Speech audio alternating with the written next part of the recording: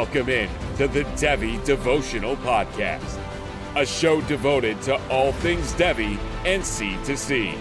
Hosted by John Arrington and Aaron Wilcox. This dynamic duo brings you actionable strategies with player-driven analysis for your Devy and C2C leagues. Let's dive in.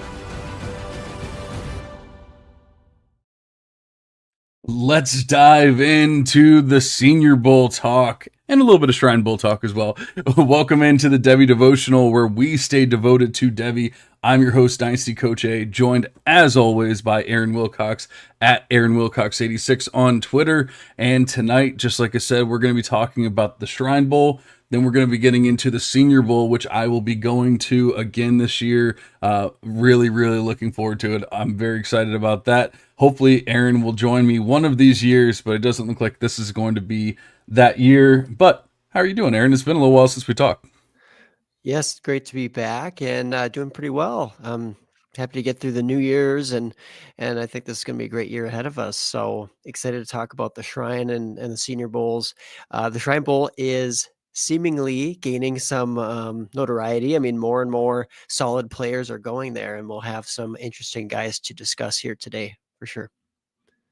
It really does. And I mean, I guess it was probably last year that they tried to make it more into a true all-star game and not just something that, you know, like the stragglers went to. And it seemed, honestly, I'll give them credit. They've caught some big names this year, and I'm looking forward to watching both games.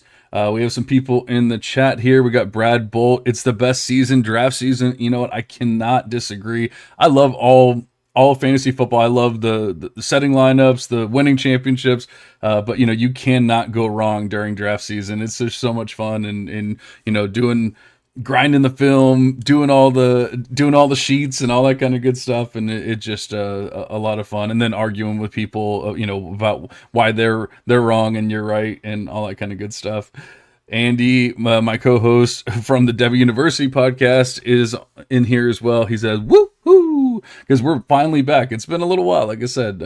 Trying to remember how to host a pod. Jamie Frog says, "What's up?" And Toronto Dave says, "In Beth we trust," of course. And then Jamie says, "I was invited to the Senior Bowl this year, can't make it, but my co-host is going." Jamie, let us know who that is. I'm sure Nate already probably knows, but let me know, and we'll definitely meet up with them. There's not that many people that are actually there, like for the actual practices and stuff, so you can basically talk to just about everybody. But enough about that. Like I said, we're here to talk about the players going to the Shrine Bowl, the Senior Bowl. The Shrine Bowl has made some strides, or taken some strides, to make it more of an all-star game, compete with the Senior Bowl, if you will. I believe it used to be a week prior, and now it's even the same weekend, if I remember correctly, or maybe the same week at the very least. And so, they're definitely trying to compete with the Senior Bowl. And in fact, there's been some tug of war back and forth with certain players going to the Shrine Bowl, going to the Senior Bowl, having to make that decision now. I think we actually saw somebody flip from the Shrine Bowl to the Senior Bowl today. And so, that's something that we'll have to keep an eye out for in the future. Does one of these all-star games win out in the grand scheme of things, or what happens? But a pretty exciting roster here. Not nearly as many names as the Senior Bowl, but we still have some big names here. And starting with the quarterbacks, we have Shedeur Sanders, probably one of the biggest quarterback names of the actual draft process here that we're going through. Kyle McCord and Curtis Rourke. Aaron, what do you think about this quarterback class for the Shrine Bowl? Yeah, honestly, a pretty solid haul when we compare it to previous years. Some guys off the top of my head are like Nick Mullins was in the Shrine Bowl before, Taylor Heineke, I guess Jimmy G back in the day, Tyrod. But yeah, I mean, the guy who's a headliner, Shedeur Sanders, is going to be there, and he'll be kind of a featured player and a lot of eyes on him. And ultimately, a guy who's had a lot of hype as a top 10 pick potentially in this NFL draft. I don't know if he's worthy of that, but that's the talk, right? And that's what literally might happen. An NFL franchise may invest that high of draft capital into him. But Shedeur is a limited player. He's not this sort of dynamic fantasy scorer, or at least as a rusher, he's not that explosive. And honestly, he takes too many sacks. He is an accurate guy, but at the end of the day, he threw 10 interceptions this year, despite having pretty good completion percentage numbers. There's just quite a few flaws to his game, and I kind of question a little bit of that. Plus, I mean, I know this isn't really something we can quantify, but I just don't know how hard he's working out there, how he's grinding out there in comparison to some other guys at the position. I don't know. There just seems to be a little bit of a privilege leg up there type of thing with Shedeur. But again, that's just something that I speculate, but the production speaks for itself. There's some holes in his profile, and I'm kind of curious, you as a guy who has a model, has some statistical analysis, or that's the primary focus that you have. How does Shedeur Sanders stack up? Kind of like what you said. He's not bad. He's not terrible. He's not great. He's pretty much in between. And, I was kind of thinking, you were talking about his accuracy, a little bit lower ADOT than you'd like to see, lower big time throw rate than you'd like to see. It really is reminding me a lot of Bo Nix right now. And, like you see some big plays. And so everyone's falling in love with Bo Nix right now. I still want to kind of pump the brakes with Nix. Like it just doesn't feel right, and I don't think he's quite the player that people are hyping him up to be. And that's kind of how I feel with Shedeur. But just like with Nix, if you put him in the right system, you could, get some decent fantasy production. The question I always worry about, or what I always worry about, is how long is the NFL going to keep them around? Not comping the players. I'm not even saying that I would, or I would much rather have Shedeur than Will Levis.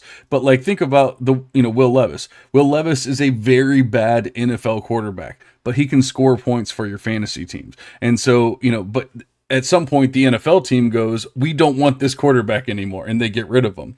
The question with a Bo Nix or a Shedeur Sanders, somebody like that, in my opinion, is how long can they convince a team to keep them around as the starter, like that kind of thing. Because I really feel that level of quarterback is more of a high-end backup kind of quarterback. But we've seen high-end backups end up being starters for years because the team doesn't draft right, doesn't, deal with free agency right, doesn't do a lot of things right.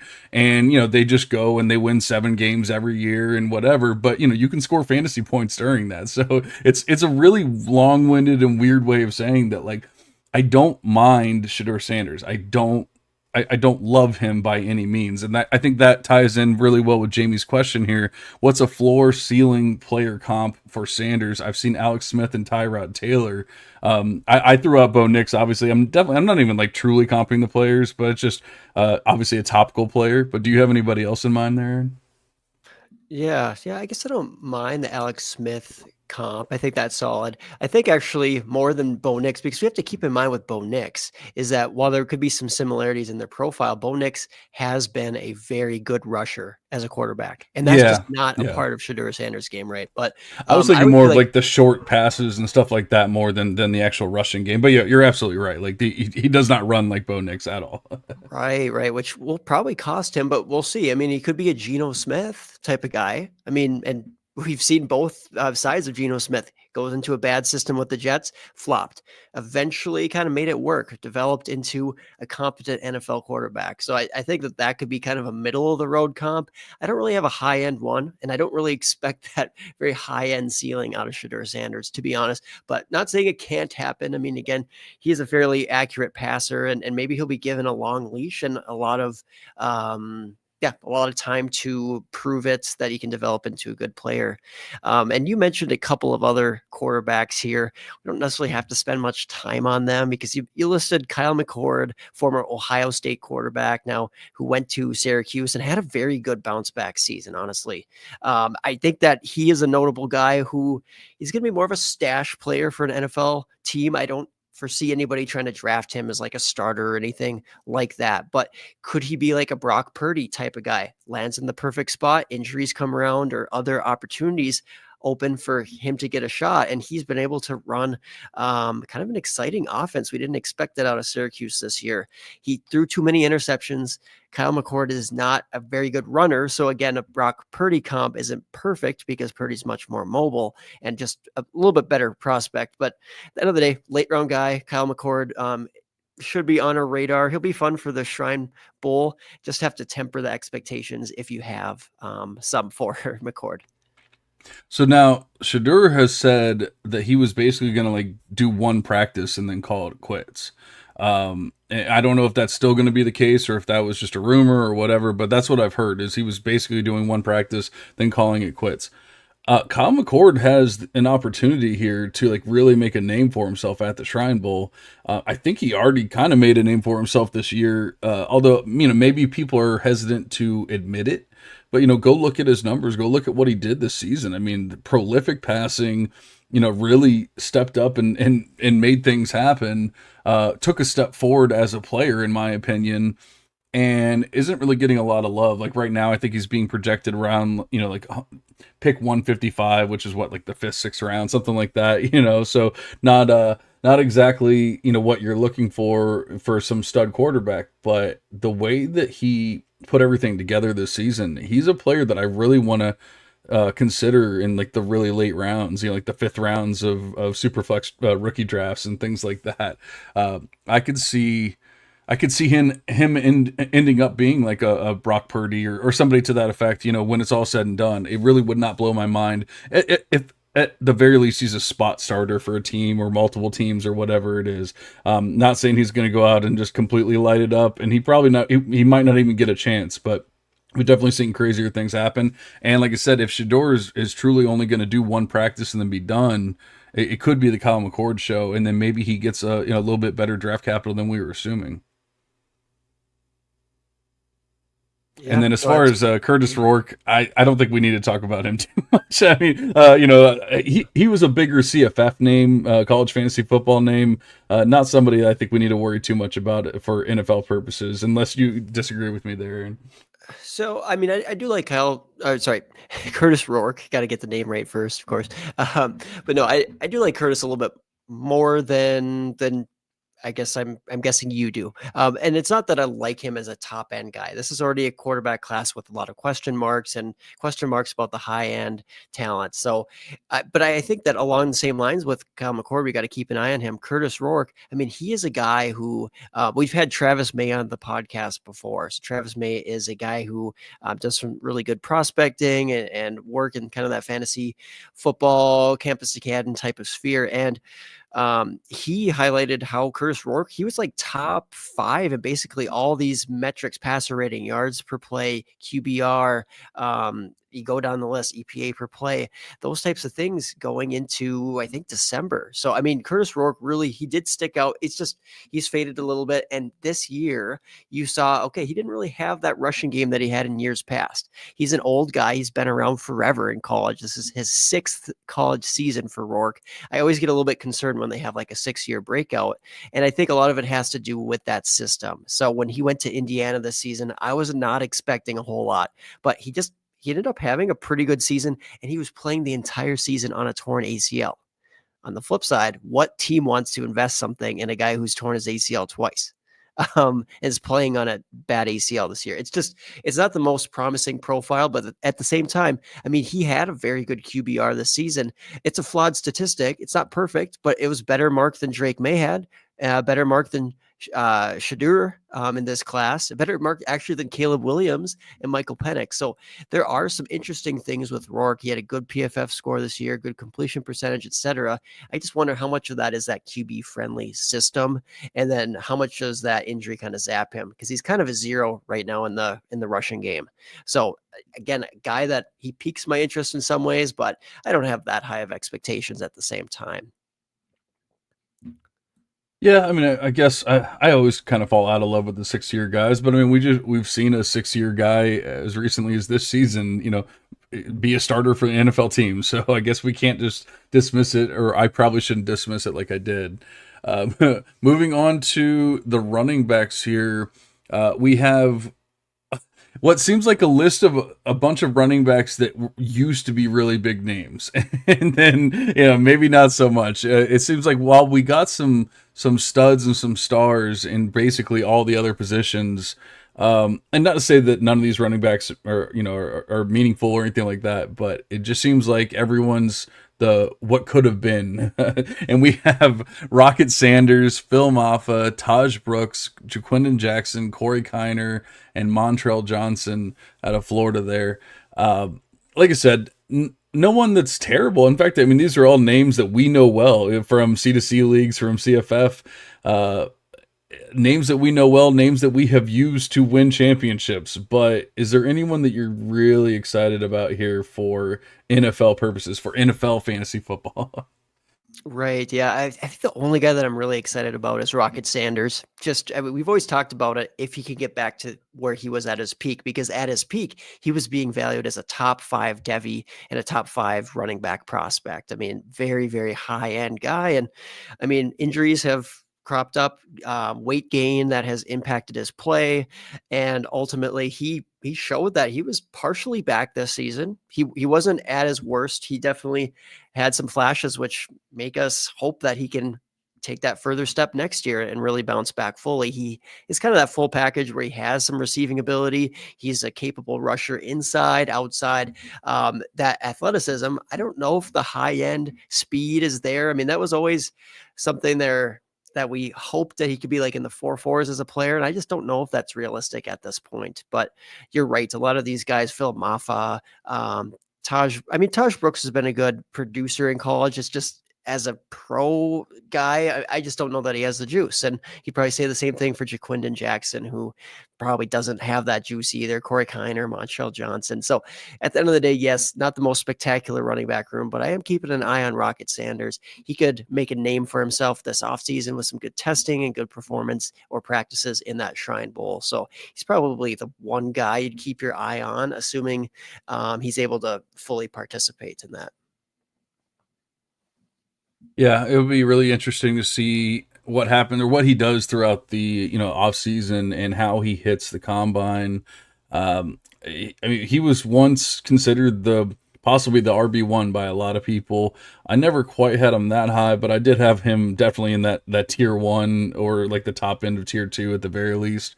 And he is nowhere close to that anymore. So it is a little disheartening, but so some names that we've talked about in the past, like I said, with Taj Brooks, Jaquindon Jackson was a big one that we kind of went back and forth on. Like, is he going to be good? Is he not?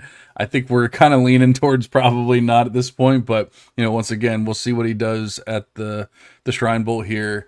Where I get excited is with the wide receivers, some names that we were really excited about, or actually I'm still excited about now. But a couple big names and a couple surprising names here in Trey Harris. I really thought that he would have been a Senior Bowl guy, but here he is going to the Shrine Bowl. I mean, we've seen it with Zay Flowers. Maybe they really want to make a name for themselves, like be the guy. And I could see Trey Harris doing that, assuming that he does everything he is supposed to do and fulfills the entire process. Ricky White, which was probably a bigger CFF name than anything else, but definitely has gotten some steam here in the past year or two. Ja'Cory Brooks, which is a really interesting one because we've been probably the biggest roller coaster of emotions with Ja'Cory Brooks than just about any other player in all of Devy football. LeJohntay Wester, not so much. Antoine Wells, or Juice Wells as they call him, I don't know what to think with Juice Wells anymore. There was definitely a point where I was extremely high, I would even say definitely way too high on Antoine Wells, but here he is at the Shrine Bowl. And then Keandre Lambert-Smith out of Penn State, right? Yeah, well, he was Penn State, I think, first 4 years or 3 years, and then Auburn this last year. That's right. Yeah, that's right. Yeah. But no, some interesting guys, like you mentioned. I mean, especially at the top, the Trey Harris, and it drops off a little bit, but still some excitement here for Ja'Cory Brooks bounce back. That this year was huge for him at Louisville. He really started to make a name for himself and prove why he was a talented guy at Alabama that just never really caught on with the coaching staff. Maybe a little bit of a head case at one point, but hey, he is straightening things out. He is back. And Ricky White, I mean, just kind of an interesting guy who had 4th and 5th year reception yards, market share numbers that were great. Very good yards per route run, career statistics out of this class. But again, it's at a lower level of competition at UNLV. So how much do we really value that? He's, again, a 5th year guy. So he dealt with some questionable quarterback play, at least in the passing game this year, but he still had a solid season. So yeah, we can pay attention to Ricky White for sure as probably a day 3 guy. But Trey Harris is kind of that gem there. And at, on one side, like you look at his statistics over the season and you're like, I don't know, it's some of those aren't so special, but then you have to take into consideration he missed some of this season. And when he came back, he wasn't healthy and he re-injured himself.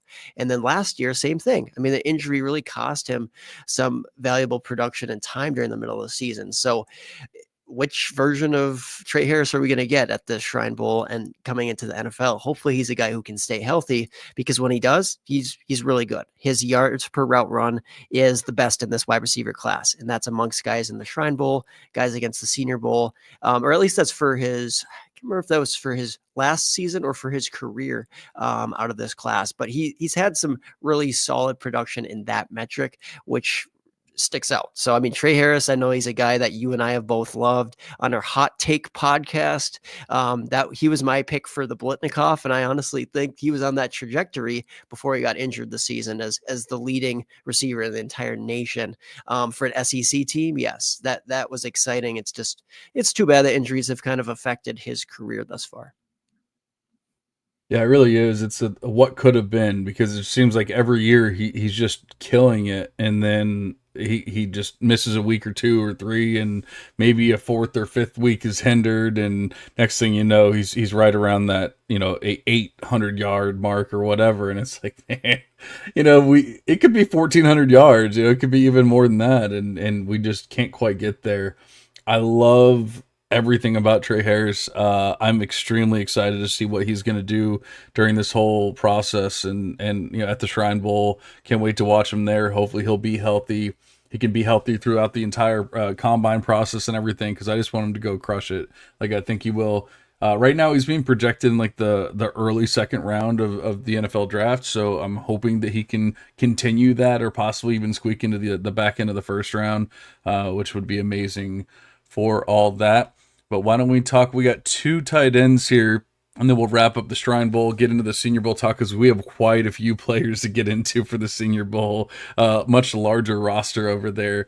But a player that's near and dear to my heart for fantasy football purposes, Oronde Gadsden, and then also Caden Prescorn is joining him at the Shrine Bowl. There's been a lot of concerns with Gadsden with his size. Is he going to translate? All that kind of good stuff. What are you looking for? That, or do you think that he can survive in the NFL and the new NFL, as you will?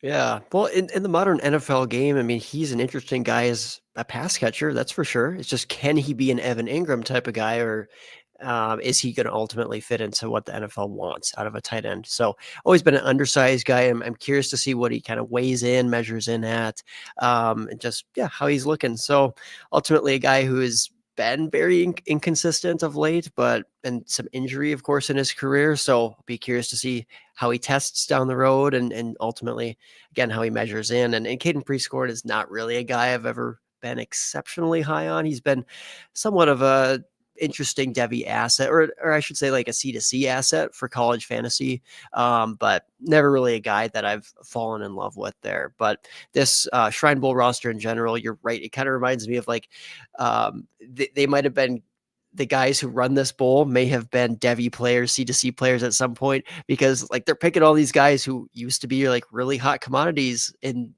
fantasy football, and like Oronde Gadsden, he was going as like one of the top tight ends in all of college football, because we were expecting huge fantasy numbers from him a few years back, and he proved this last year that Gadsden still has a little bit left in the tank. We'll see how much though. Yeah, they're playing a slightly different game than the Senior Bowl. They're still playing CFF over at the Shrine Bowl. Yeah, and honestly, like with the Rocket Sanders, and at one point everybody loved, Phil Maffa and Jaquinda Jackson, like you said. Like, I'm surprised they didn't get Donovan Edwards for Michigan. He would have been a perfect fit for the Shrine Bowl, and honestly, a much better fit because I mean, hate to give any spoilers away, but I don't think at the Senior Bowl Donovan Edwards is going to be like the prime guy, even though I'm sure, show up in some passing drills. But yeah, He was one of the first. Yeah. We'll get into the Senior Bowl here. Well, I guess we'll go ahead and transition over to the Senior Bowl here. But just sticking with Edwards, I think he was one of the first names that kind of like that hit. Hey, he's going to the Senior Bowl, and it was like, okay, that makes sense for him. He needs to kind of prove it and all that kind of stuff. But then once the rest of the running back names hit, I was like, whoa, Edwards is not in good shape here. I don't know how he's going to stand up to these other guys because he hasn't been able to stand up to Blake Corum and basically just about any other competition at Michigan. But yeah, why don't we go ahead and transition over to the Senior Bowl? Do you want to start with the running backs, or do you want to start with the quarterbacks like we did with the Shrine Bowl there? Ooh, that's a good call. Maybe let's go back to quarterbacks since we've done running backs and wide receivers most recently, and we can kind of do every other here. Bounce it back and forth. I'll let you go with your boy here. Talk him up a little bit. So you're talking about Tyler Shuck? No, we're talking about Jackson Dart, my baby. I am starting to see some people, starting to respect him. You had mentioned, oh man, my mind just completely went blank. Who were you talking about earlier? The analyst. I'll get back to him. But Travis May was high. Travis May, thank you. My mind completely went blank. But yeah, Travis May has been probably the biggest proponent for Jackson Dart besides myself. And we've actually DM'd each other back and forth about it. And like, why doesn't anyone else like him? I don't know. So, but you're starting to see some other people post it, oh, he should be QB1, or at the very least, he should be in the mix for one of the top QBs. And that definitely was not being talked about even as recently as like a month ago or anything like that. So it's nice to see. But I really think at the Senior Bowl, he's going to be able to put on a strong performance. If he does anything like what he did in this last bowl game, last weekend, I think he is going to put on quite a show. So I'm extremely excited. Last year's Senior Bowl quarterbacks were pretty underwhelming, to say the least. I know, now we see Bo Nix actually, doing okay for fantasy purposes and all that. Michael Penix doing okay for fantasy purposes, but I'll tell you what, they were not dominating the competition at the Senior Bowl. They were not making these beautiful passes or anything like that. It seemed like they were all kind of struggling. Remember, Spencer Rattler was the one that won the MVP award, and that just kind of goes to show you, like, it was not the greatest showing for the quarterbacks. I'm expecting better things from this year's crop, and with Dart kind of leading the way, I really expect him to like put on a show. He's kind of being projected for like third round NFL draft capital right now. And I expect by the end of the Senior Bowl, by the end of the combine, by the end of all that, he'll be in the talks for, at the very least, like late first round, something like that. Yeah, that's completely fair. He's a very solid player. So I'm excited to see him. And just by the way, you were there last year at the Senior Bowl. I'm curious what the weather was like. Was that impacting I guess the passing for the quarterbacks or anything there? The winds? Oh, it was gorgeous. It was beautiful every day. In fact, our good friend Herm, shout out Herms, got a sunburn while we were there. So there was no bad weather. The actual game day, I remember it was pretty windy. And so that could have affected the actual game itself, but for the practices and stuff, it was gorgeous. Very nice. One other guy I should mention here who's on the Senior Bowl roster, apparently Jalen Milroe, Alabama quarterback. And he's a guy who I don't really know if he should be coming out this year, but he's coming out. And he's just a dynamic rusher. That's probably his best trait. He does have a good arm. I mean, he could toss it down the field. He might show out, honestly, in this type of a setting with that mobility and with that kind of rocket arm. But some of the accuracy issues, some of the just anticipatory throws and those types of situations, he's just not a nuanced guy. He's not very developed. And that was my concern coming out, is like, can he ever get to the point where he is a Jalen Hurts that is like the top end type of outcome for a guy like that? Or, I mean, I guess you could say Lamar Jackson, but Lamar Jackson is just such a unique specimen with his rushing ability. It's not really fair to ever expect or comp that as a ceiling outcome. But, Jalen Milroe is a physical threat at the quarterback position. It's just, is that arm going to allow for it? At the end of the day, he could be a very, very good backup, and he could slide in as the backup in Baltimore, or you could name a couple other situations in the NFL, teams that like that mobile type of a quarterback. And I think he could do just fine, but to put him as your franchise guy, I mean, that's going to be tough, but I could see him going round 2, round 3 in the NFL draft. Somebody just wanting to take a shot on a guy who has that athleticism and potential upside, just like they did with Jalen Hurts, who I believe was also a day 2 draft pick in the NFL draft. So Jalen Milroe, ultimately a guy who we had some kind of fairly high hopes for this season. It's just he didn't take a huge step forwards. Yeah, I think the easiest comp, and maybe it's lazy, I don't know. I don't really think it is A-Rich, and I think you're getting an A-Rich type player, but that's maybe has a little bit more experience than A-Rich did coming out. Everyone makes a big fuss about, A-Rich only played 13 games and blah blah blah. Okay, well, here's A-Rich but with like 30 games under his belt, And so I feel a little bit better about Jalen Milroe than I did about A-Rich. Now, that's not saying very much, but we've also seen the flashes with A-Rich and everything. I get why people get excited about these players.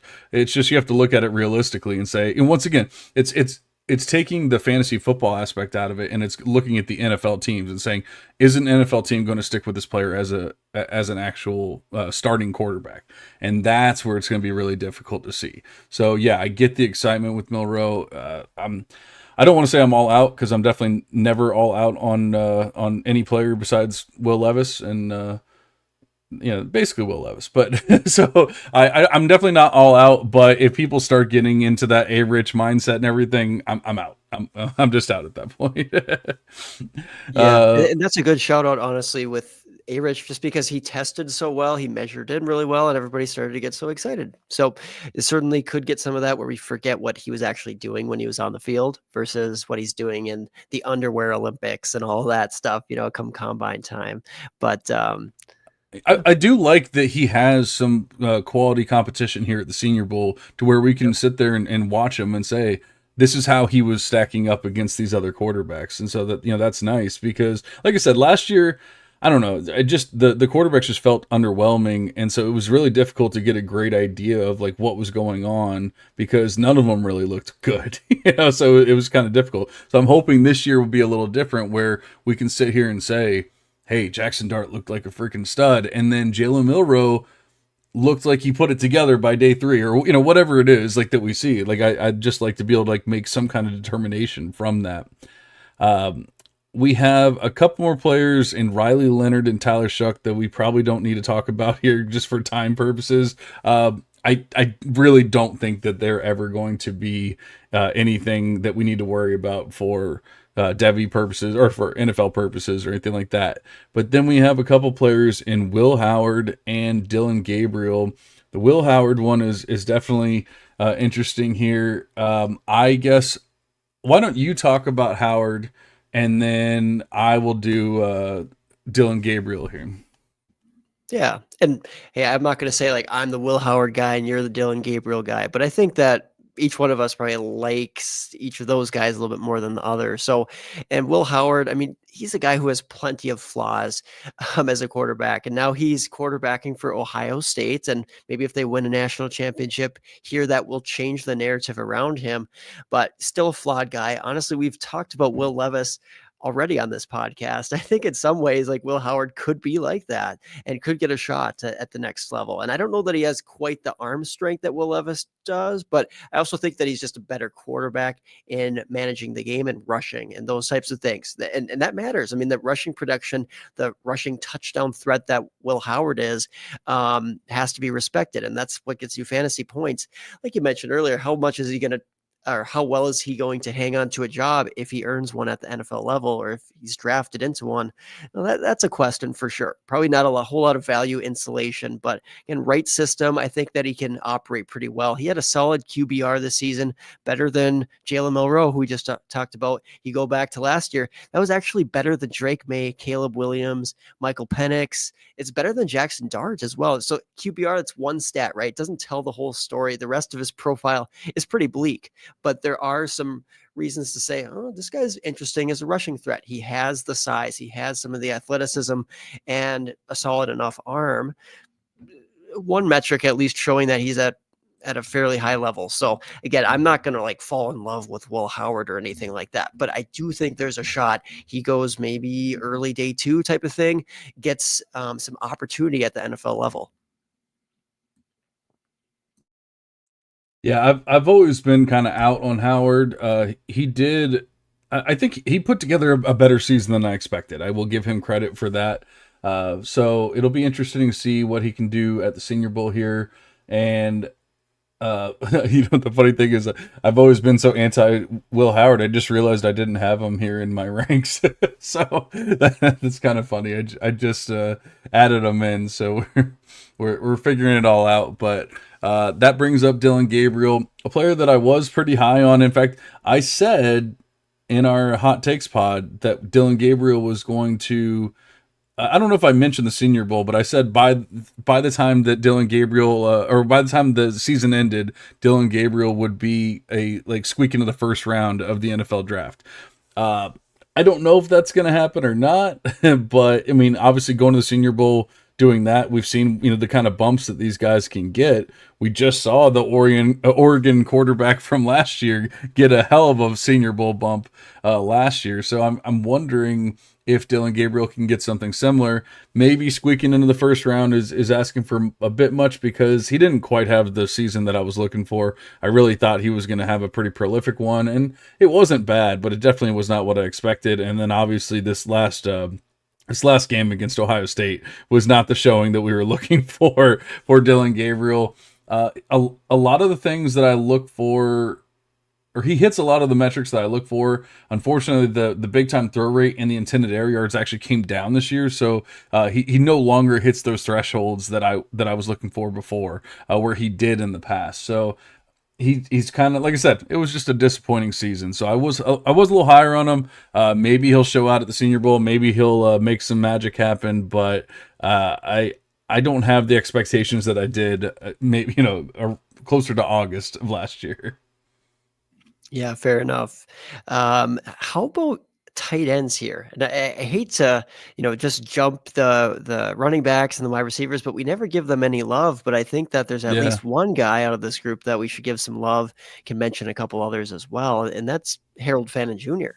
I mean, just a stud. And I'm curious how high you are on him. I'm gonna set the scene for you a little bit, stat wise. And I'm really curious to see how you think that he projects, because I know that a lot of times you will kind of group these guys in with the wide receivers as part of the profile and the statistical analysis. And Harold Fannin Jr. this season set records in college football for the amount of tight end receptions, tight end receiving yards with 1,550 receiving yards after contact, with 868 of those yards after contact, and missed tackles forced for a tight end with 32. His career yards per route run is almost 3. It's 2.99, so it's 3. That's 100th percentile. That's as good as it gets for tight ends. His receiving grades, his separation grades, his yards after the catch production is all but in the mid 90th percentile. He has enough size. I want him to get a little bit bigger, but I mean, I'm putting some pretty compelling statistics out there. What are your thoughts with Harold Fannin? I know he's coming out of lower level competition, so Bowling Green, that can be a concern for people. Are you concerned about that? Not as much. I'm mostly concerned with one metric, and it's not the lower level of competition, because I think that he did enough, a la an Ashton Genty, to say, you know what, we can bypass the lower level of competition. We can say this guy's just really damn good, that kind of thing. The only thing I'm really concerned about, and I honestly didn't even realize it, I just wasn't paying attention. I knew he was breaking all these records and everything, is his A dot is ridiculously low. And that's not necessarily his fault, because obviously it could be a quarterback thing, it could be a scheme thing, it could just be how they use him. Like I said, a scheme thing where they want to get the ball into his hands as much as possible, and obviously they show that with the amount of receptions, the amount of yards, and all that kind of stuff that he has. I love the after the catch part of his game and all that kind of stuff, but he has a 6.6 intended air yards, or A dot, and I mean that is just ridiculously low. Now we generally see tight ends A dots being lower than wide receivers, so it's not truly fair to compare him in that way.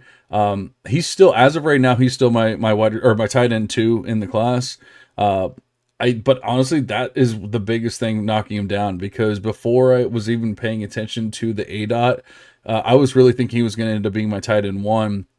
With that A dot, I mean, he's going to have to really tear up the combine, get better draft capital than he's being projected for right now, that kind of thing, to like truly convince me that a team's going to use him properly and really like focus on him. Otherwise, it could be kind of like a lot of the gimmicky stuff, kind of what, not truly competent the players or anything like that, but how people were talking about Ben Sinnott or Ben Sennett from last year, more of like an H-back style, like that kind of thing, than a true tight end. And that's not necessarily what we want for fantasy football purposes. Yeah, that's fair for sure. And that's a good thing to bring up, because the small school thing, it gets a little bit old, to be honest, just because, I mean, we look at Dallas Goedert, we look at Tucker Kraft, we look at Trey McBride, and even going way back, like Antonio Gates, and there's other guys I'm missing there for sure, who are small school guys who have just been able to excel when they come up to the NFL level. So making that jump is not unheard of by any means, especially if you have some of that athleticism. And I do think some of that production, like you mentioned, that could be a slight concern, but it's also a school-based thing too. I mean, I just don't know that Bowling Green was able to facilitate stuff that was down the field as well. So, but that's very valid. And the fact that you have him as number 2 means that you're very high on him as well, because there are 3 good tight ends in this class. We're not going to mention the other 2 here today, but we're not going to get into them, but Colston Loveland and Warren out of Penn State are very good players in this class. So Tyler Warren, Colston Loveland, also very good tight ends in this class. But I guess, although I think people are getting a little ahead of themselves with Tyler Warren, like a little over their skis. I like the guy, but there's some people that are, whether they're draft nicks or just fans or fantasy players, that are all about Tyler Warren. And it's like, hey, let's pump the brakes a little bit, guys. He's good. I don't know if he's that good. yeah, no, definitely good. And the other guys in this Senior Bowl grouping, I mean, it's like Mason Taylor. And I know there's some that are high on him coming out of LSU. So he's a notable. Gunnar Helm coming out of Texas, actually had a very sneakily good season. Jake Brennan-Stuhl, Clemson guy, pretty solid enough career, but nothing that's like spectacular. Terrence Ferguson, Oregon guy, again, solid enough. Elijah Arroyo, some upside there potentially, and Gavin Bartholomew to round it out. And at this point, he hasn't really panned out. So I don't know if any of those other guys get your attention. I think Helm could be interesting. Mason Taylor, Brennan-Stuhl, solid enough. I don't know, but nobody's near that Harold Fannin tier, that's for sure, from the rest of this group. Yeah, Helm is interesting in the fact that, I mean, he was the second leading receiver for Texas this year, and that's maybe not saying much because like the wide receiver core didn't really do anything compared to what we thought they were going to do. Isaiah Bond, which we have a question about from Jamie. Are you a fan of Isaiah Bond? Not to the level that a lot of other people are, I would say. I know Aaron is still seems to be still a pretty big fan. I just think I really feel like he should have gone back another year. I don't know. I guess he hasn't even 100% said he was coming out. So maybe I'm talking out of my ass here, but I kind of wish or hope that he would stay another year because I just don't think he's truly proven it. But if you look at, NFL mock draft database and stuff, places like that, they're saying, he's going to be drafted in like the mid to late first round and things like that. So why would he wait if he's, getting talk like that from people? I just don't think he's quite ready. No, I don't think he's ready either. And injuries have obviously taken their toll. So, sometimes these guys are just not the same players as what they could have been. But I still think that there's some upside there for Isaiah Bond. He just needs to put it together, and he has not done that to this point. So, right to have skepticism there. And ultimately, like you said, Gunnar Helm, he leads the team in receptions for the very talented Texas team. Again, he's not the most dynamic guy out there, but 744 receiving yards on a team that's kind of struggled overall passing the ball this season. And not that you've had a terrible season. As a team, they have over 4,000 passing yards this season. So, it's again, not terrible, but that wide receiver core not really living up and Gunnar Helm stepping up. Yeah, that's of note for sure. Keep an eye on him. How do you feel about Terrence Ferguson? And that's probably the last name we really need to talk about here as far as the tight ends. I guess I might have a slight bias just because I have him on multiple CFF teams. And so I feel like he always did what I needed him to do for fantasy purposes. And so maybe that's, like I said, maybe that gives me a slight bias.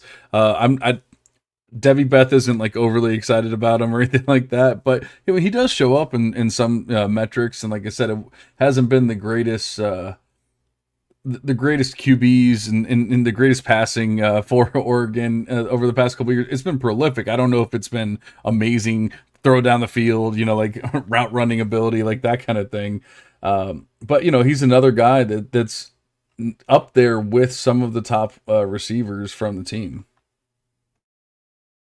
Yeah, no, he's been up there, and he honestly, he improved a little bit this season, right? His yards per reception at least took a little spike up, so that was good to see. I was a little skeptical coming in because before that it was like 8 yards per reception, 12, 9. It's like, ugh.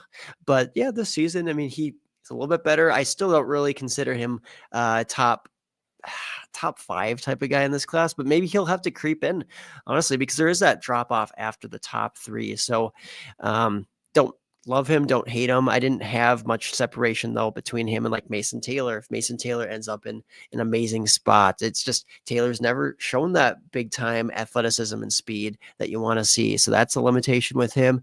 And Jake Brainstool, I think I'm the same way with Jake Brinstool, actually, that you are with Terrence Ferguson, just because I've had Brinstool on a roster and he's helped lead me to some success. And he's never been like the best tight end in the whole country or anything like that, but he's been sneakily solid enough. But again, am I excited about those guys? No, not necessarily, to answer your question. I will say, we just talked about Tyler Warren. He's not going to be here at the Senior Bowl, but somebody that was last year was Theo Johnson. And unfortunately, he had a pretty poor timing on an injury. Not that there's ever a good timing for an injury this season, but it seemed like he was kind of breaking out and then got hurt. And I'm pretty sure he missed the rest of the season. So, just these players can make a difference, even if they end up being 4th, 5th, 6th round picks and things. So, they're names to know for sure. Your Mason Taylors, Gunnar Helms, Jake Brenningstool, and Terrence Ferguson. I would say those are all names to know. And if one or two of them end up standing out, like Theo Johnson did. Theo Johnson last year, like I said, that the quarterback play, not a lot of quarterbacks stood out, not a lot of wide receivers stood out, and the ones that did seemed to kind of be one and done for the most part. Like some of the players, like Ricky Pearsall, went day one, never saw him again. Like things like that. So But every single day, who caught that? Oh, that was Theo Johnson. Who caught that? It was Theo Johnson. So Theo Johnson really did stand out. So I'll be looking for another tight end to do or pull the Theo Johnson from this year, because I ended up with a lot of Johnson this past season because of that. Just seeing him dominate, and then obviously he went and like did what he was supposed to do to the combine, all that kind of stuff. So it was all. Aaron's in the chat saying this is the most tight end talk ever. This is definitely the most tight end talk we've ever had on DD. So why don't we get into the running backs then? I'd like to, or I don't know, man. There's such good players in both of these. I guess we should probably go to the wide receivers, and then we'll stick to the running backs last, because I feel like the running backs just are the cream of the crop, if you will. Not to say that there's not some high quality players in the wide receivers though, because there's at least two that I'm really excited about. How are you feeling about the wide receivers here? Yeah, I mean, we'll list off some guys, I guess, that really get my interest, and you list additional guys if I miss somebody, because there's a fair list there. But Alec Amanor, Stanford guy, Xavier Restrepo, Miami, Jaden Higgins, Iowa State, Tez Johnson, Oregon. I don't really love some of the other guys. I mean, some people will advocate for maybe a Kyron Lacey at LSU, but I don't really see it there with Lacey. Not that he's the worst wide receiver in the world, but yeah. How do you feel about those guys? I know you're a Manor guy, and I mean, I don't know how he's fared in your approach to evaluating wide receivers this season, but he had a little bit of a down year. Obviously, a lot of that had to do with quarterback play. Are you expecting him to really show out in a setting like this and be maybe a riser in the draft process? I really am. I'm really hoping that he's going to stand out. He dealt with god awful play, and it wasn't even expected, because a lot of people expected the Stanford quarterback to take a step forward this season, and it just did not happen. I mean, the guy had a sophomore slump. He just was not good. By any means, I think he had a couple decent games like closer to the end of the season, but I mean, it started out just horribly. But yeah, that's one of the big things that I've always loved about Devy Beth, and it's the way that I've picked up on players. Like I always mention Zay Flowers, because he was one of the players that just really wasn't being talked about at all by like Devy people, by hardly anyone. And I'm sitting there screaming into the ether, like, why doesn't anyone like Zay Flowers? But the biggest thing for him was poor quarterback play, but the market share was there. It's showing the target earning ability. It's showing the ability to get open. It's showing that kind of stuff. And that's what we're seeing with Alec Amanor, is just the ability to get open, the ability to catch the ball, the ability to earn targets and all that kind of stuff. And doing it in a prolific way, to where the PPR points per touch are up there, like the yards per team pass attempt are up there, like everything is looking good for Amanor except for the counting stats. That doesn't look as amazing because it was a down year. So you can sit there and look at it and say, yeah, he did have a down year, and he did compared to the year prior, but he had much better quarterback play, even though it was the same quarterback for the most part. He had better quarterback play the year prior, and I'm looking at it here. It was Ashton Daniels. I could not think of his name. Ashton Daniels only threw for 1,700 yards this season. Amanor had over 800 of those 1,700 yards. Now I guess there was a couple other quarterbacks, so there was 2,300 yards total, but he had over 800 yards receiving from that 2,300 yards. Just shows the market share, shows why I'm so excited about, and why he's still a top 5 wide receiver for me in this class. Yeah, fair enough. And I do question a little bit, like the athleticism didn't look special this season. And I understand that when teams are keying in on you, that's going to influence how many big plays you can break and that type of a thing. Yards per route run definitely took a hit though this season. 2.12 is kind of middle of the pack in this class. But again, this isn't the strongest wide receiver class either. So there's other metrics that we have to use that highlight, like you said, he's getting a large share of the offense. He's a focal point, needs to be, because he is ultimately a solid player. I wonder with a guy like 6'2", 210, he's really quite built. but I'm not seeing some of the high end speed, that type of a thing. I'm just kind of curious what role he's going to play at the next level. Don't exactly know, but I'm not going to worry about it excessively. I mean, he's proven that he is a big time wide receiver. So yeah, solid future there. Like you said, you've always been high on him as like a borderline top 5 a guy in this class.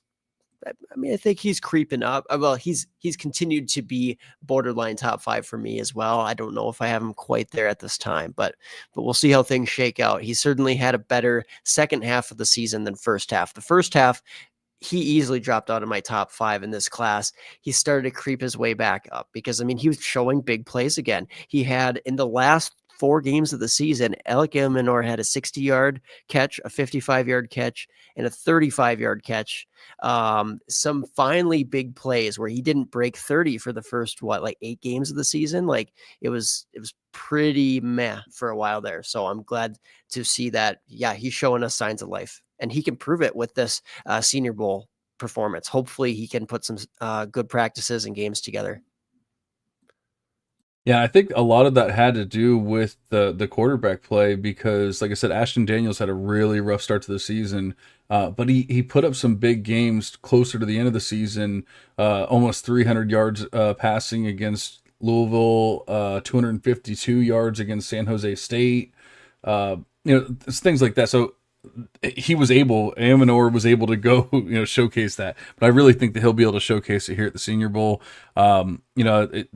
Thinking back to the drills that they were doing and everything, he should be able to showcase that big play ability if the quarterbacks, allow him, which I think the quarterbacks are much better this season as far as like ability to get a receiver a ball. And so I think it's going to be better this year. I'm just thinking about all the missed balls and everything from last season. It was pretty funny. And there was a lot of dropped balls too. I don't know if it's just, these guys aren't used to each other and things like that, but there's just so many dropped balls as well that I remember. But like you said, the Kyron Lacey's, the Jalen Noel's, the Jack Becks, I'm not overly excited about. Is Jack Beck even a wide receiver? Isn't he a tight end? Yeah, he was lumped in with the wide receivers, and he's in that no man's land, and I don't think that's a great place for him to be. Like there's guys who No. We want these really athletic tight ends who are kind of almost more of a wide receiver, like an Evan Ingram. We already mentioned like Aronde Gadsden going to the Shrine Bowl. I just don't know that there's just enough there for a Jack Besh to ultimately stand out as a tight end at the next level. But same thing at a wide receiver. He's in that no man's land. I don't like it. You're kind of a Jalen, or you were a Jalen Royals guy, or do you still have some hope for him? That type of thing. Yeah, I do. He's definitely grading out well. The draft capital isn't quite there, if I remember correctly. I'm looking at it now. Yeah, he's being projected as like a mid third round pick, or maybe even closer to a later third round pick, I guess. So not terrible. He's definitely in the mix there with a lot of these guys that we talked about. Actually, I need to take Evan Stewart out because we just heard that he is sticking around for next year. I need to take him out here. But yeah, I like Royals. I wish he would have been able to finish the season. Unfortunately, an injury, another player that I just wish we could have seen what could have been, and he didn't quite get it. So he's one of those guys that the peripherals all look good. The yards per reception look good. The ADOT looks good. PPR points per touch looks amazing. Everything, yards per team pass attempt, honestly, I almost feel like I want to manually adjust Royals in Devy Beth or in Beth here and just say, no, he's better than this just because he wasn't able to showcase it. But I am excited that he is going there because I feel like he was putting it all together a la Trey Harris. And yet, now he can go showcase what he was able or what he wasn't able to do in the second half of the season. Sure. Yeah. And we've talked about him a little bit during the season or the coming into this season. And I've always just been a little bit skeptical because of the Utah State thing, both not the level of competition, but the system that really can feature a wide receiver like that. But how well is he going to project ultimately as a guy who, I don't know if this is maybe his fifth year in college. I think it's his fifth year. Yeah, fifth year guy. But Yeah, ultimately, I mean, it's a good shout out there. He was pretty dominant when he was playing and healthy. A guy I should probably touch on is Tez Johnson, because there's a lot of fans out there, and honestly, I like him more than the average person, but I can't say that I love him.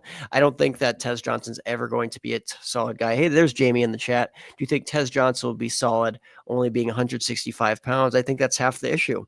You're running into like very, very small success rates there.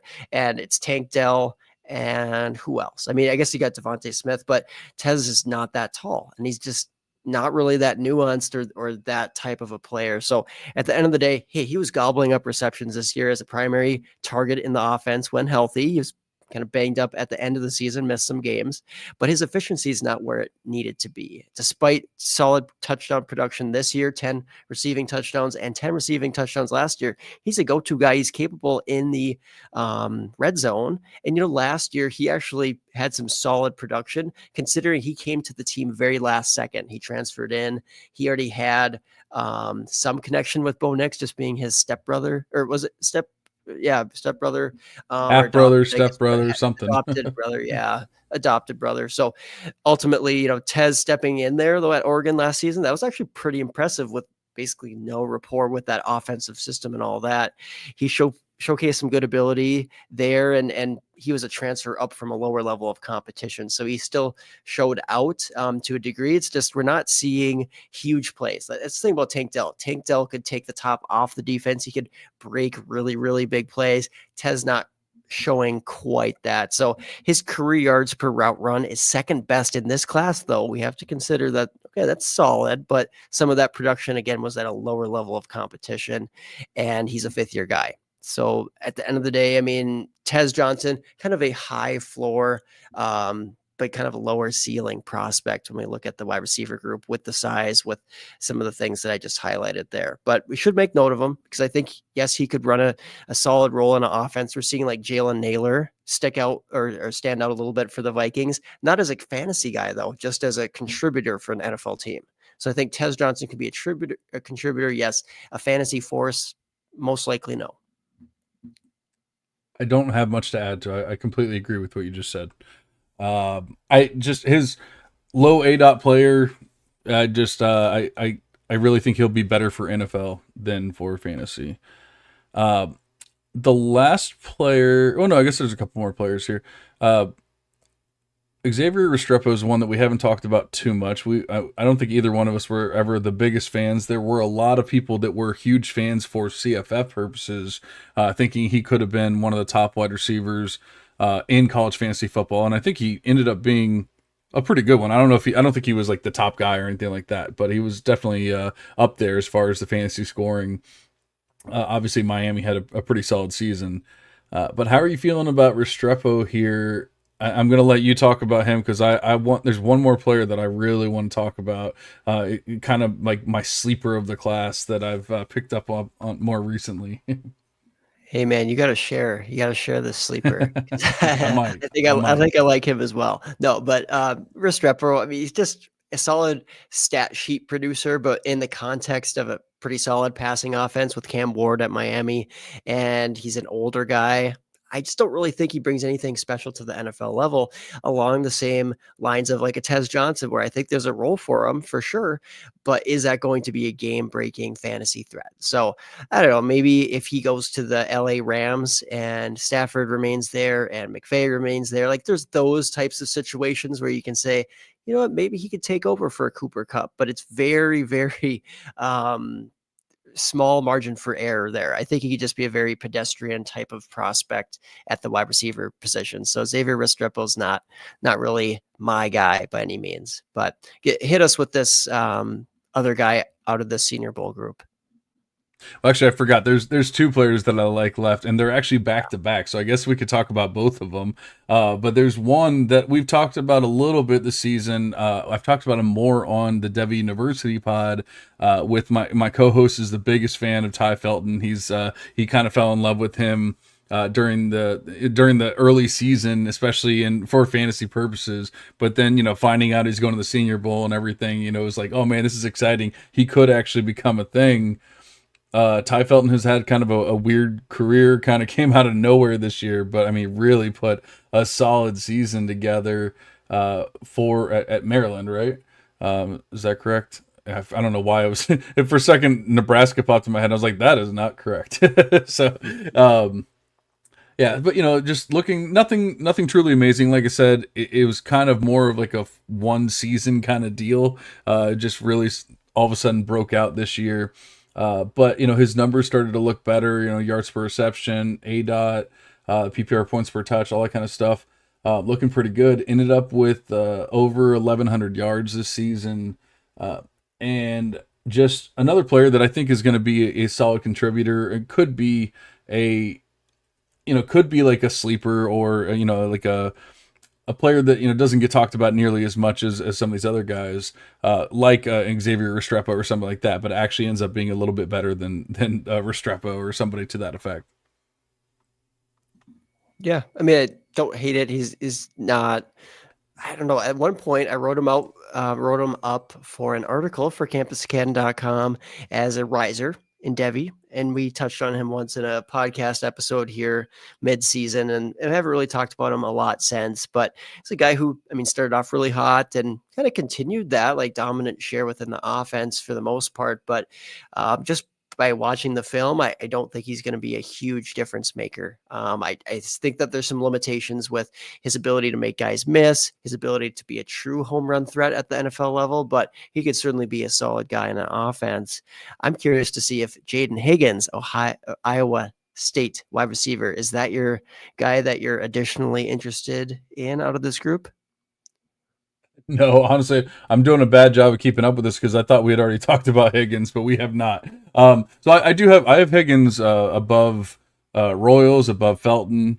I do like Higgins quite a bit, and he was another one that I picked up on last off season and really said, like, this is a player that I want to have, for fantasy purposes, and it worked out pretty well. Again, this season, I mean, you want to talk about a guy that can score points. He can definitely do that, and he can do it in droves. He has that big playability that you're looking for with Higgins.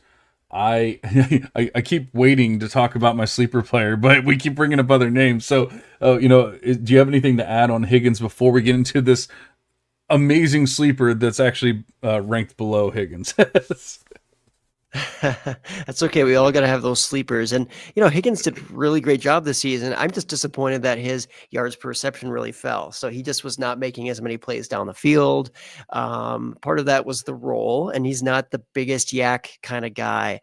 He had more yards per game. So, I mean, he's more productive per game, more touchdowns this season, more yards, receptions, all of it. And Iowa State had some good success as a team this year. Yeah, Jaden Higgins certainly, I'm interested in him. He is a poor man's Drake London, 6'4", 210.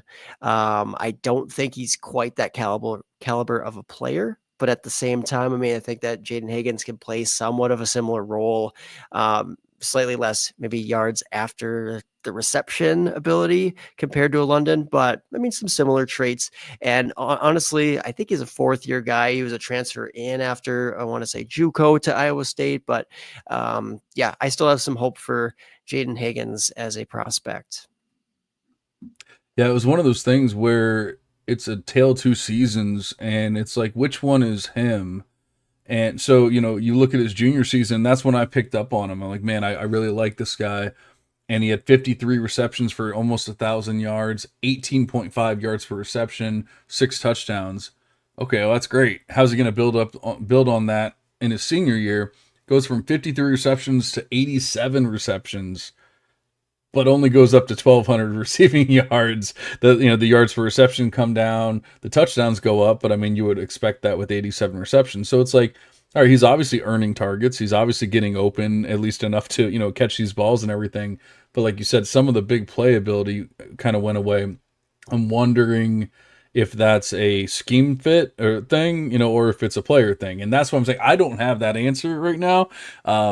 He's currently being projected to be drafted in like the 4th round of the NFL draft. And so, I'll be interested to see what he does here at the Senior Bowl to, see if he can boost that up, possibly get into the 3rd round. And then maybe I'll be even more excited about him at that point. Yeah, for sure. I mean, out of the big guys, like the guys who can play that boundary wide receiver role the best on the Senior Bowl roster, I mean, it's basically Higgins. I mean, I guess you could say Amanor. Amanor, he Yeah. does play on that perimeter role for sure. Though I think that who's more dominant going up to get a ball, Jaden Higgins will probably flash a little bit more there, but I mean, Amanor is no slouch either, right? I mean, he's good. He's just 6'2". I'm just saying from like a wingspan standpoint, Jaden Higgins is kind of like a T Higgins type of guy versus anybody else out of this group. We're talking about a lot of small guys. We talked about Restrepo, we talked about Tez Johnson, and even Ty Felton for being a thick guy. I don't think he's that big. He's like 6'1", 6 foot to 6'2" range, right? Jalen Noel small. Pat Bryant's not a huge guy. So anyways, I think that there's some unique traits that could make Higgins kind of skyrocket up. So that transitions into my big sleeper, and you just mentioned him, but I think you might be mistaken here. Pat Bryant, 6'3", 190. Yeah. Yeah, so he might be that third big guy that we're looking for, to possibly be that outside threat at the Senior Bowl, and that is my sleeper player that I've kind of like didn't really know much about, didn't even hardly pay attention to at all. Clearly, Aaron hasn't paid much attention to him either, and but it just kind of had a really solid NFL college career at Illinois. No transferring, no nothing, no craziness. Just 4 years at Illinois, getting better incrementally each year.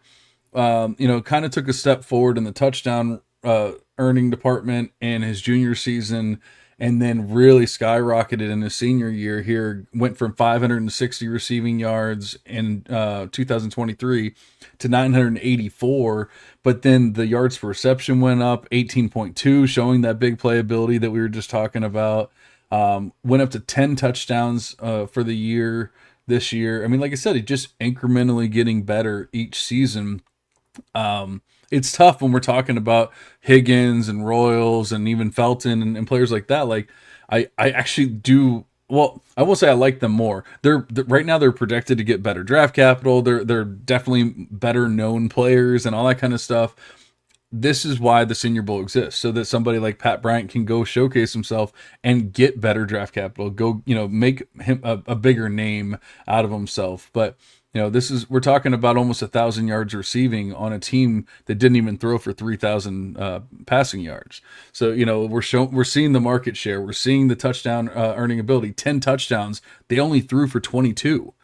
So this is showing that he is Illinois. He is the offense basically, and that's what I love to see. A la an Elika Amanor, a la even like a Ty Felton, like those kind of guys. That's what we're looking for here, and that's why Pat Bryant is the guy that just doesn't seem to be getting any love, but yet I kind of want him to be like I hate saying the word sleeper, but like the guy that I keep in my back pocket in all my rookie drafts, and I go, oh, and Pat Bryant, Yeah, I mean, definitely not a guy who's been high on my radar. And like you said, I didn't know his size off the top of my head. I've always viewed him as a slightly smaller guy, but honestly, he's just slender. I guess maybe that's more my perception, skewing my thoughts on his size, because he's not that big physical boundary guy, but he's developed into a little bit more of that for sure. Obviously playing a big time role as a guy who can rip off chunk plays and score in the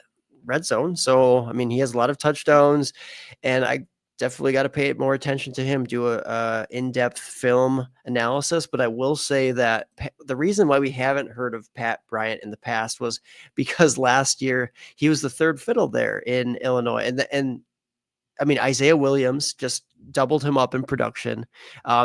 And basically the same efficiency. Casey Washington, don't even know who that is, outproduced Pat Bryant. They all played 12 games last season. And then 2 seasons ago, guess what? Brian Hightower outproduced Pat Bryant. I'm like, who is what? Brian Hightower? And then Isaiah Right. Williams again did. So it's like, this guy is just never really produced, except for this year when just all those targets were vacated. And I'm just a little bit skeptical, but it was a dominant season. So how much should we value that 4th-year breakout is the question. For me, I'm not valuing it a ton. That's why he's off my radar. But obviously, I got to move him up because, I mean, I value that he's a guy that's sticking out in your process, a guy I got to look at more because obviously I haven't done my full analysis yet.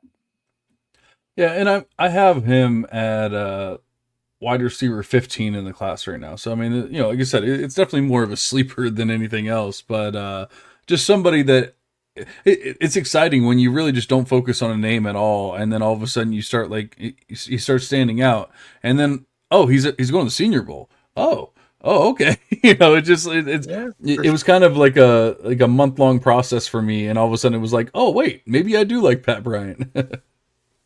Yeah, he's like your Ricky Pearsall from last year, or some people's like Jalen McMillan, similar. I guess. I guess McMillan's much different because he wasn't as good in his last season versus Pearsall just kind of kept improving, kind of like Bryant's done. Yeah. Pearsall's not a bad comp as far as, you know, everything, like you said, incrementally getting better every year. I think Pearsall was probably a little more prolific, maybe not, but I like the comp, not necessarily comping the players, but at least the trajectory to their college careers and everything. But that is it for the wide receivers as far as I can tell. I don't think we talked about Savion Williams, but I don't know that we really need to. No. Okay. So why don't we talk about... he's just kind of a rushing type of threat, just a versatile guy in the passing game. He'll never be a featured guy, in my opinion, on an NFL offense. So he's not a good route runner down the field. He's kind of just one of those gross guys to watch, honestly. In college, fun, right? I mean, because he can play a bunch of different roles. He's physical. He's kind of fast, but at the NFL level, that alone is not going to get the job done. Exactly. And I wanted to finish with the running backs here. Not necessarily that they're more exciting than the wide receivers, but we have some pretty big names here, that probably bigger names than at least we've seen recently going. You know, last year we had Marshawn Lloyd. We had, some guys that we liked in Amani Bailey and Dylan Johnson and players like that. But, you know, Kamani Vidal, that, you know, we have the intro from and everything. So it was a fun group, but I don't know that it was necessarily the group that we have here because we have some studly players. And I guess I'll go ahead and just start with Donovan Edwards just because he was one of the first ones. He was one of the bigger names a couple years ago. We already talked about him a little bit, but I think that Donovan Edwards is just never going to, he just doesn't have the vision to make in the NFL. I think he's going to get kind of washed out here. I don't think we're going to see what we need to see while I'm there. I would love to be proven wrong. I actually have him on a Devy roster that will be going over to the NFL. And I think I have him on a C2C roster that will be going to the NFL as well. So I would love for him to actually become a thing. I just really don't think it's going to happen. He's never put it all together in college, and he has definitely shown flashes. He's an athletic running back, which we've seen work in the NFL recently, you know, a la like a Chase Brown, a la an Isaiah Pacheco, guys like that. These really athletic guys that can just run straight fast have worked out. So I won't say it can't happen. I will say if a team's relying on his vision and his ability to break tackles and things like that, it's probably not going to work out. Absolutely. He is one of those guys who, flashes a ton of traits, ton of talent, good receiving versatility and speed. And then you just see him run the ball. You're like, wow, that's really underwhelming. And you can blame it on the system, right? He never was a good fit for Michigan. Would have been a better fit in some other system. I don't know exactly all the better teams, but I don't think he should have declared, but at the same time, I mean, who am I to tell him what to do? Maybe he got some positive praise out there. I mean, I can't imagine he's going to go day 1 or 2, but like you said, there are some interesting aspects to his profile. I think like a Kalen Ballage is ultimately where his career trajectory is going down. So not probably going to make a big impact, but maybe some running roles. But I guess maybe some receiving role as a running back in the NFL. So that's Donovan Edwards out of Michigan. But I'll maybe go ahead with one of the next guys here. Damian Martinez, a guy that we both like. Martinez, I mean, transferring over to Miami, I had kind of high expectations because he was very solid there at Oregon State, and he came over and he didn't necessarily separate himself, but that's a good running back room right now at Miami. So I don't think that's the biggest knock against him, that he wasn't like dramatically more dominant than the other guys there. And they kind of split it as a committee, and more teams are doing that nowadays. Damian Martinez is just a very solid runner. He can contribute as a pass catcher as well.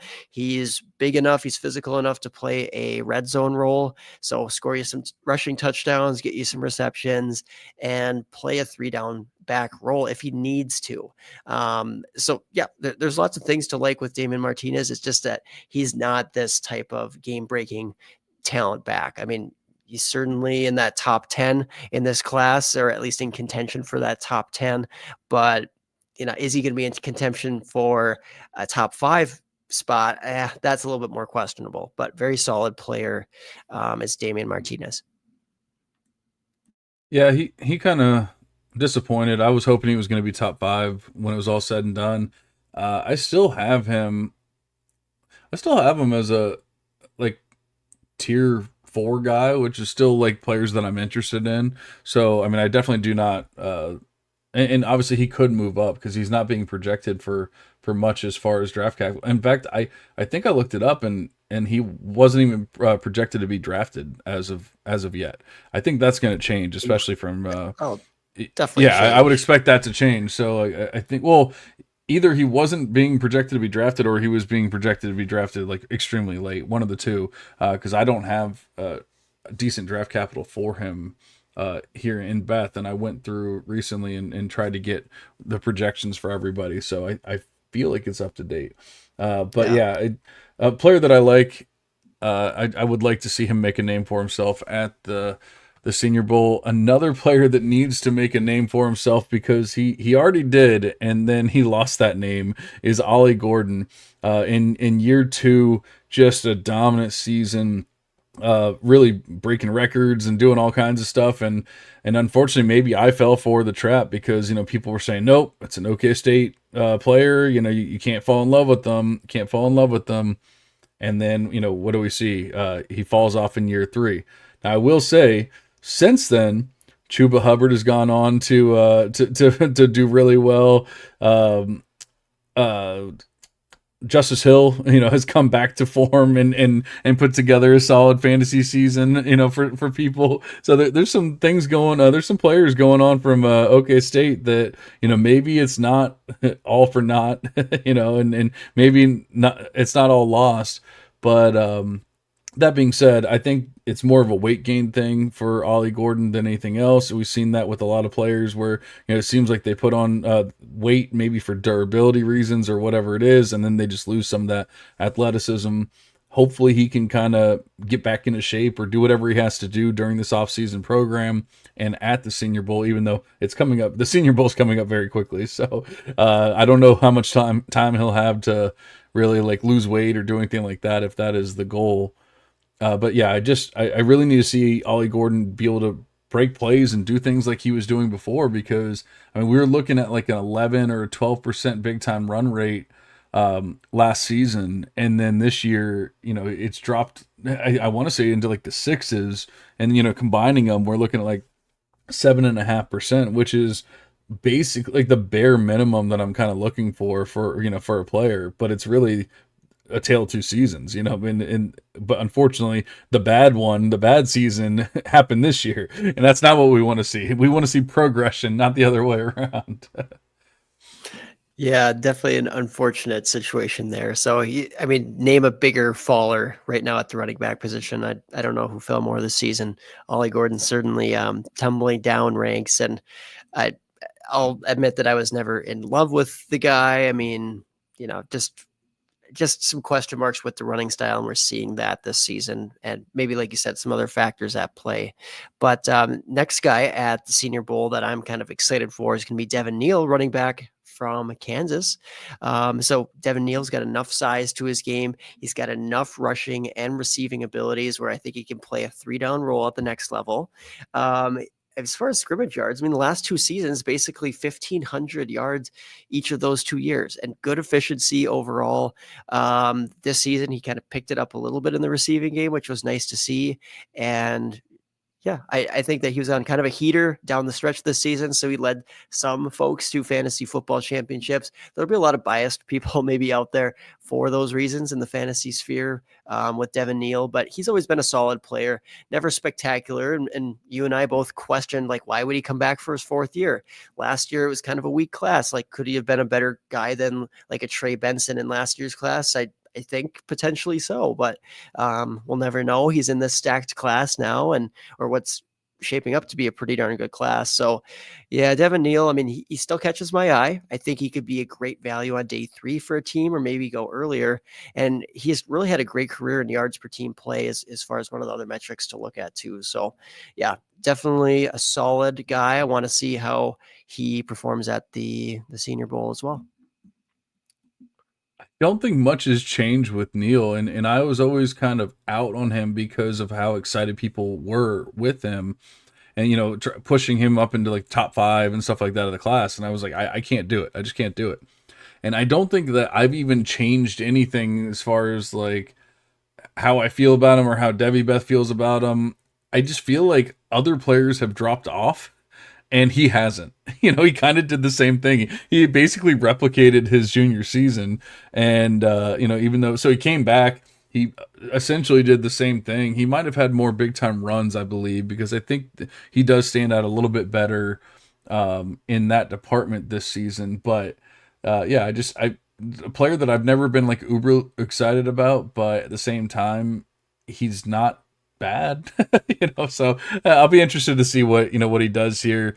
I feel like you said, it more of like a name thing now, where other people are going to be more excited about him than I probably will be. But then I will be more excited about Basil Tootin than other people will be, and that's probably because of fantasy football as well. But I'll tell you what, Tootin was a player that I picked up in the offseason in Debbie Beth, and just said, like, he looks like he could really be breaking out in his senior year. And I'll tell you what, he did that, and he had some huge games along with it. And I'm looking here, the last game that he played against Virginia, 124 rushing yards, 2 touchdowns, 266 rushing yards and 3 touchdowns against Boston College earlier in the year. Just, some massive games. Maybe there's some question marks about why some of the other games were, weren't as great, weren't as prolific and everything. But all in all, just a really solid player who got better, kind of like what we're looking for, got a little bit better each year. The yards per attempt went up. Actually, the receiving went down, so that wasn't the greatest. But the yards per attempt, the scoring, the PPR points per touch went up, year to year and everything. Tootin is a player that I'm kind of excited about, but I don't want to get, overly excited about. He's closer to like a Kamani Vidal or somebody like that I was just like, hey, nobody's really talking about this player. I want to be the guy talking about this player. I think things kind of got out of hand with Vidal because all of a sudden everyone loved him. He was the hottest thing in all of fantasy football.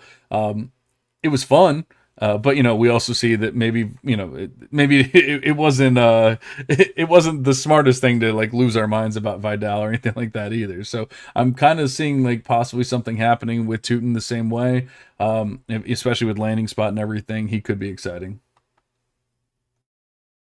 Yeah, definitely exciting. Just very strange profile with that drop off in receiving. Like, went from 8.9 yards per reception, which is very average, or not special by any means, to 3.5 with 23 receptions this year. It's just strange.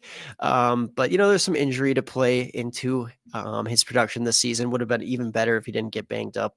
He's playing a lot of the season with a knee brace. I wonder how his medicals will check out. But yeah, Tootin, you have a very good call out there as far as kind of an under the radar guy, a forgotten guy. And coming into the season, he obviously provided some good fantasy production too. So I still have David Martinez a little higher, still have Devin Neal higher, but like you said, he's Tuden's more of that fun sleeper. Speaking of a guy though that, I mean, he's kind of fun as well. Cam Skattebo, right?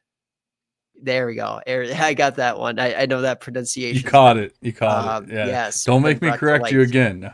Exactly. But no, I mean, Skattebo, he's been just phenomenal this year for Arizona State. Now, he is a 6-year guy out of high school, and he is an absolute man amongst boys in college. So, I mean, he is just on a different level out there than all these other like 18, 19, 20-year-old guys. And he's just making I mean, he's owning these guys who try to tackle him, but he's been able to break big plays, but a lot of it comes from that physicality.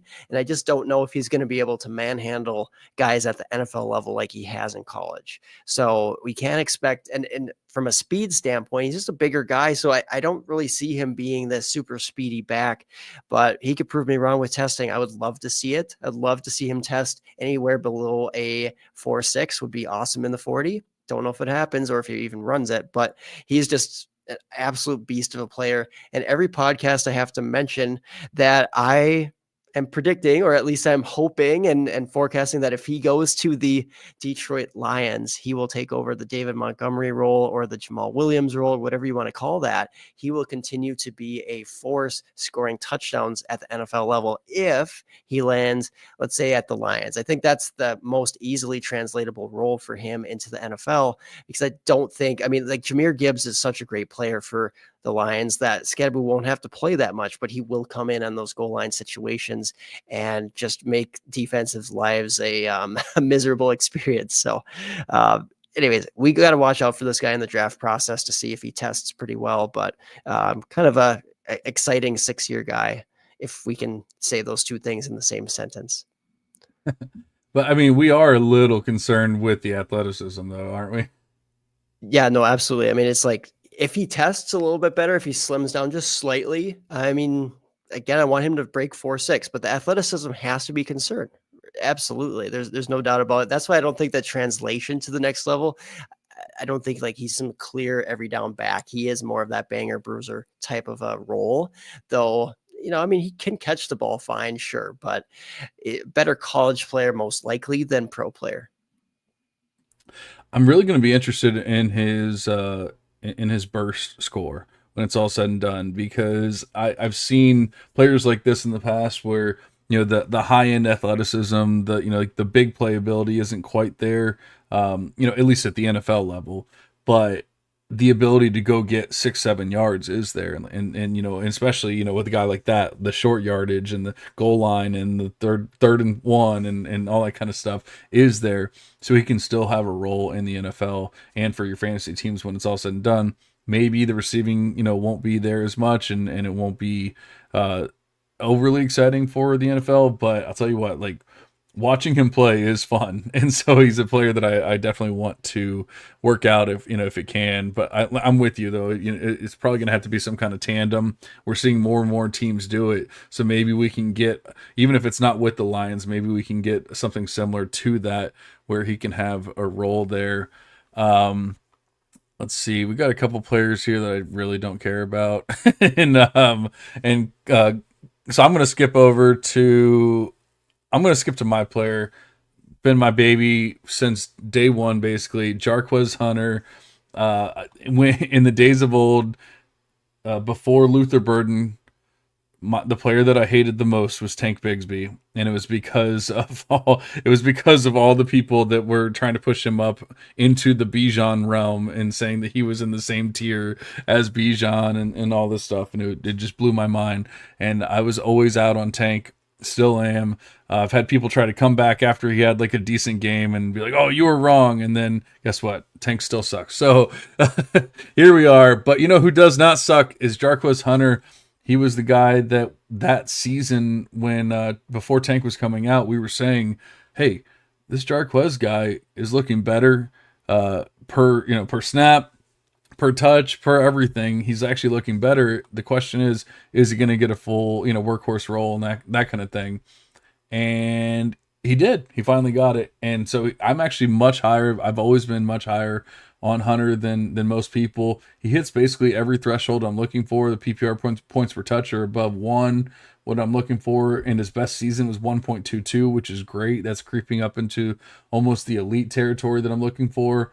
The big time run rate the past couple of years has been 10%, which is amazing. That's really what I'm looking for, that big playability.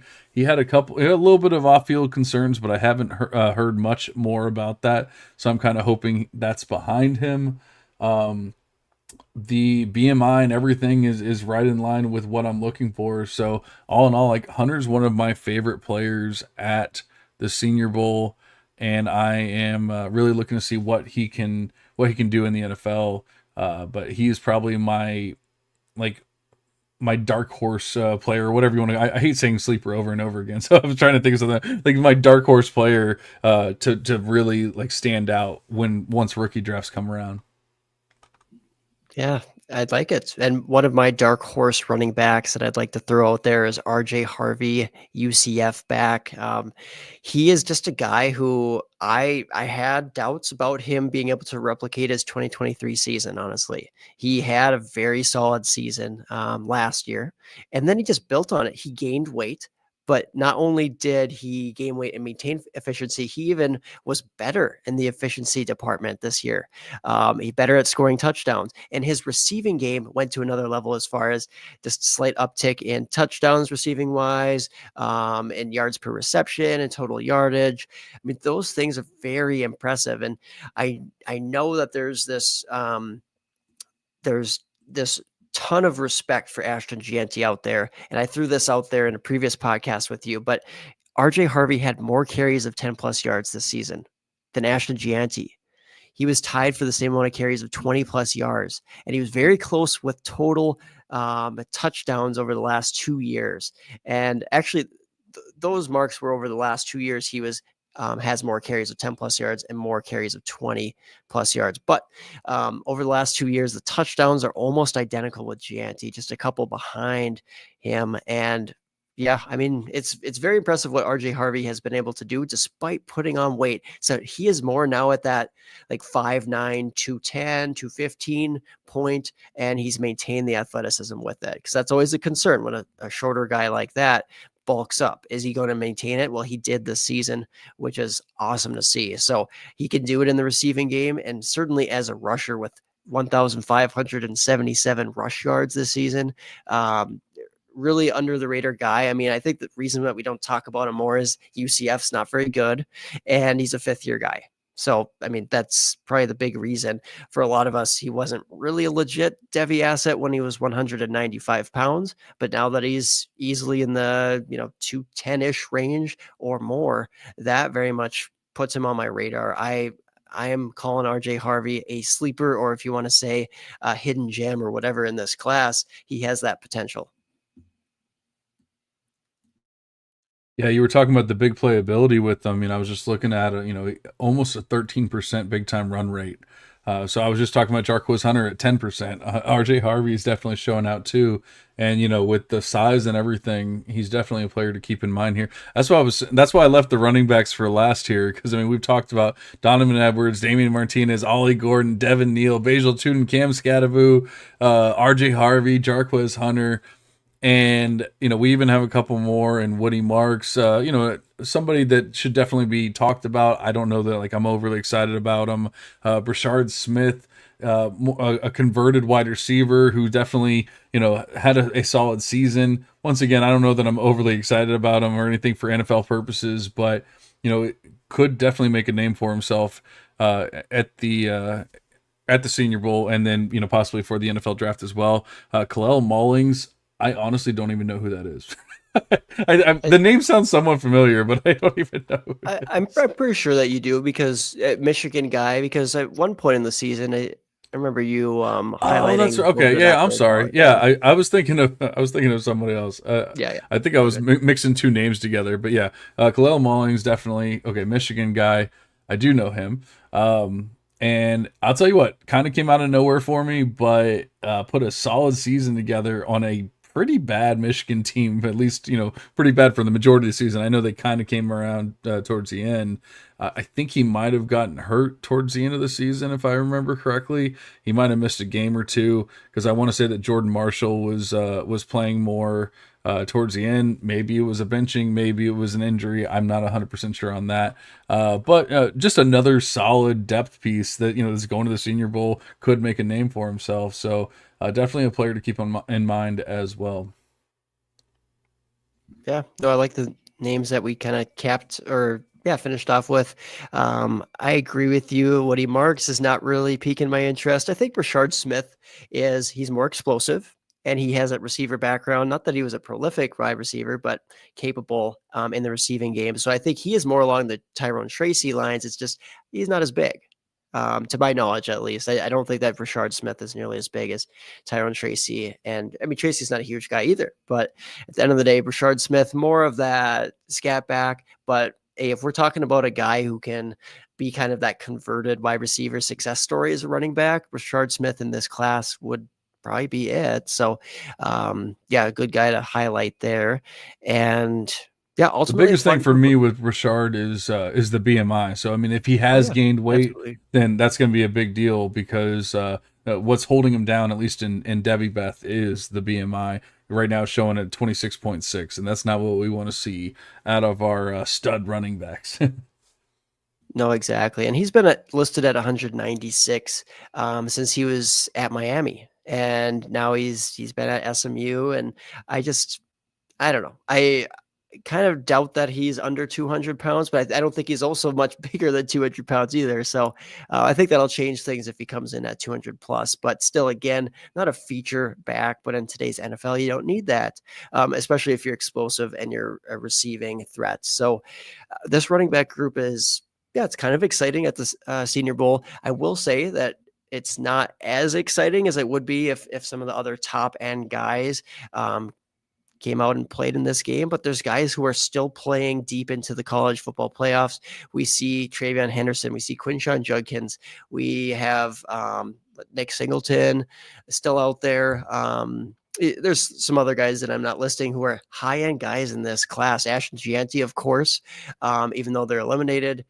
Boise State's back. I mean, he has nothing to prove to go out here. I mean, he's done it all. He doesn't need to compete at the Senior Bowl, but there are some other very exciting backs in this class that aren't part of this grouping that we'll talk about further this offseason. But man, running back class is looking pretty bright. It should be fun for everybody going to the Senior Bowl this year.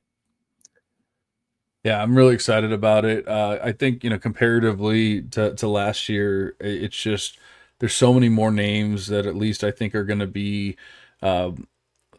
mentioned in the NFL in years to come. We didn't have nearly as many last year. We had some names, it was Roman Wilson and players like that. It was like, there's some exciting parts to their game, but I don't think they're ever going to be anything huge in the NFL. This year, I think we actually have some players that could make a difference, and especially for the running backs and everything. I'll be interested to see, because last year the running backs really stood out in the receiving department. Like they were running routes really well and doing all that. So I'll be interested to see if these guys can do the same thing and really show that they can be that 3-down workhorse and like all that kind of stuff. So I'll be interested to see all that. Interested to see if the quarterbacks can take a step forward from last year and be a little bit better, put a little bit better of a showing, for in practices especially, and then obviously in the game as well. But obviously we'll try to get more. I bought actual microphones this time and everything, so I'm hoping to be able to get some high quality audio from the Senior Bowl. Last time I learned my lesson just trying to use my phone, and you're trying to sit there and talk while 100 other people are talking, and especially like sometimes you're in a crowded room and all that kind of stuff, and it just doesn't work out. So this year, hoping to have a little bit better audio, learn my lessons from last year, but I will obviously be back in your ears as soon as possible. By the time that we do the next pod, well, actually, by the time we do the next pod, if we stick to our normal schedule of 2 weeks, then it'll actually be right before I go to the Senior Bowl. And then I guess the following pod would be when we can actually talk about what happened at the Senior Bowl. But it was nice to get a a little preview here with the Shrine Bowl and the Senior Bowl. Aaron, do you have any words of wisdom for us before we get out of here? Not necessarily words of wisdom, but yes, I'm just wishing you the best going to the Senior Bowl. I'm excited for you to be able to hopefully maybe talk to a Jackson Dart or somebody like that, a guy we've been highlighting on this podcast for a long time, and obviously being a big fan of his. Maybe you can get a soundbite there, Devy devotional shout out, or if not from him, somebody else, RJ Harvey, right? Bring an RJ Harvey quote back for me, or maybe a Harold Fannin Jr., huh? Absolutely. I'm going to try and get them all. I will say last year, it was tough. Some of the bigger names, of course, like just get swarmed. And so that's why I ended up going and talking to a Kamani Vidal. That's why I ended up talking to Marshawn Lloyd even, didn't have nearly the crowd that some of the other players did. And so it was just easier to talk to him. And I talked to Marshawn Lloyd for like 8 minutes. Unfortunately, the audio was terrible, and so I can't ever use it. So that's why I'm hoping I got the mics this time, and I'm hoping that things will be a little bit better, and I'll actually be able to use the audio for videos or for the pod or whatever we can. But we appreciate you guys listening for a couple hours here. Hopefully we gave you a little preview of what we are looking forward to with the Senior Bowl and going into the off season. Like Jamie said earlier, I guess it was Brad Bolt said earlier, it's the best season, it's draft season, and it's going to be a lot of fun. So we appreciate you guys listening. We will be back in your ears as soon as possible, but for now, we're going to go ahead and cash out.